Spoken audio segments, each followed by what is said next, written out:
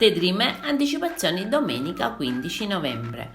Per Jeanne e Sanem un'amara sorpresa. Sanem e Leila tornano a casa. Sanem racconta alla sorella che Jeanne è sconvolto e si fida solo di lei. Leila invece le riferisce che Eileen l'ha ingannata riguardo a lei ed Emirre. Sanem le chiede allora se si pente della scelta che ha fatto, ma lei conferma di essere sicura di aver fatto la scelta giusta.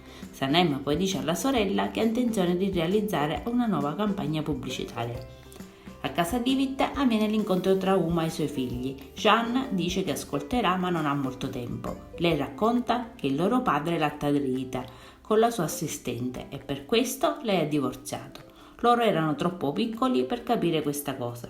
Inoltre il padre le avrebbe fatto scegliere chi portare con sé, tra Jeanne e Mirre che era piuttosto piccolino. Nonostante tutto ha vissuto per anni con l'odio di Jeanne nei suoi riguardi senza rivelare nulla.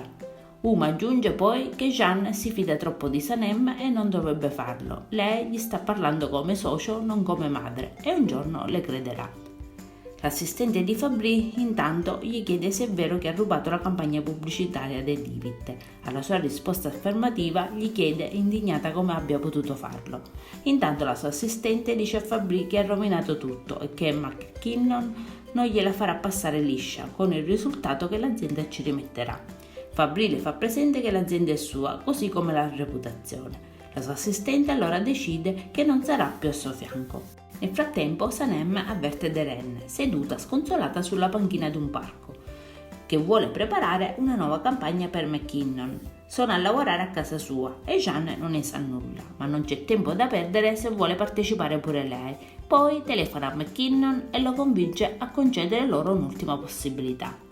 Jeanne e Mirre vanno insieme in palestra e parlano di quanto accaduto. Jeanne dice al fratello che forse la madre sta mentendo, perché ricorda quanto il padre fosse sconvolto quando lei se n'era andata via. E Mirre risponde che sa quanto lui si è arrabbiato con la madre, ma lei rimane pur sempre la loro madre. Quella sera a casa Dean l'intera squadra dell'ufficio sta lavorando su un nuovo progetto all'insaputa di Jeanne. Deren dice a Sanem di volerle parlare e si scusa per via di Aline che aveva fatto passare l'idea sua come se fosse la propria. Sanem le dice che non è un problema perché ora stanno lavorando insieme, dovrebbero anzi quasi ringraziare Aline per questo. Tutta l'equipe dell'ufficio si trova a casa di Sanem insieme a Deren per preparare una nuova campagna pubblicitaria all'insaputa di Jeanne. Dopo un po' tutti sono stanchi e addormentati e Sanem offre tè e biscotti invitandoli a svegliarsi. Muzaffer invece cerca di svegliare tutti arrivando con le polpette e proponendo di ballare. Ma fanno talmente tanta confusione che svegliano la padrona di casa. Mekhibe però si unisce al loro gruppo, mentre Sanem è sconvolta. Quindi giunge Nihat esterrefatto, chiedendo cosa stia succedendo. Sanem gli dice che stanno cercando uno slogan per un profumo.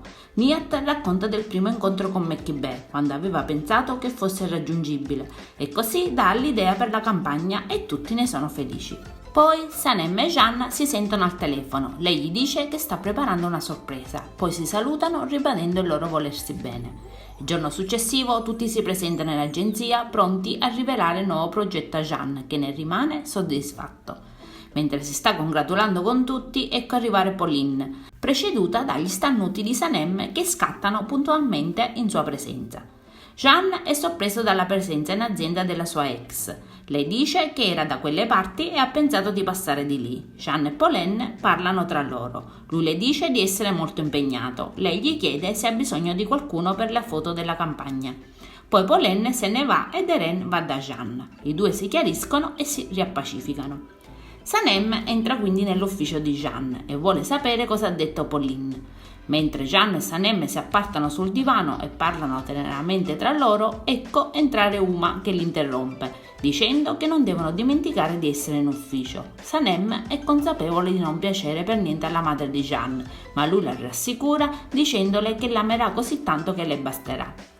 Nell'ufficio di Leila le due sorelle parlano tra loro. Leila è consapevole che Sanem abbia salvato la campagna pubblicitaria. Sanem invece le dice che la sera stesso racconterà a Jeanne la verità, ora che in agenzia le cose si sono sistemate.